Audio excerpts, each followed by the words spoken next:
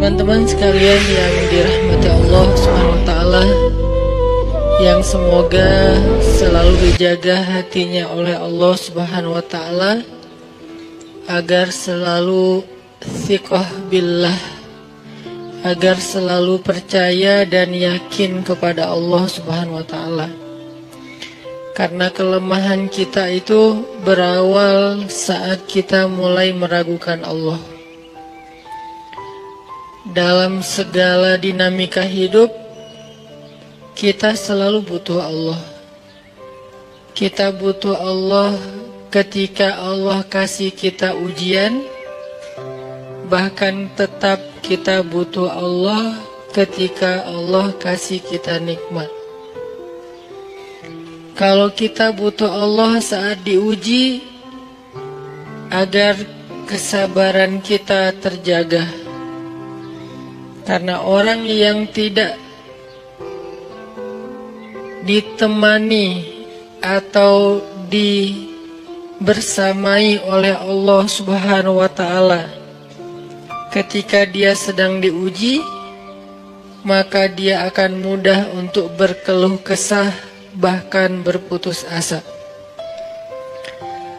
Kebersamaan Allah kepada dia saat dia diuji itu adalah Allah Subhanahu wa Ta'ala menghibur hatinya. Allah Subhanahu wa Ta'ala menenangkan hatinya. Allah Subhanahu wa Ta'ala menghidupkan hatinya dengan nikmat iman. Ala bidzikrillahi tatmainnul qulub. Innamal mu'minun idza dzukirallah wajilat qulubuhum. Bukankah dengan mengingat Allah hati menjadi tenang? Dan orang yang beriman apabila diingatkan dengan nama Allah, disebut nama Allah, maka hatinya akan bergetar. Ini bentuk Allah membersamai hambanya ketika dia dalam keadaan diuji. Allah menghiburnya dengan kalimat, Alam yajidka yatiman fa'awa, wa wajadaka dhallan fahada, wa wajadaka ailan fa'aghna. Allah menghiburnya dengan kalimat, Inna a'tainakal kautsar. Allah menghiburnya dengan kalimat, Kalla saya'lamun, summa kalla saya'lamun. Allah menghiburnya dengan kalimat, La tahzan, innallaha ma'ana. Ini adalah ketika Allah membersamai seorang hamba saat dia dalam keadaan diuji. Allah membersamai hamba juga ketika dia dalam keadaan diberi nikmat.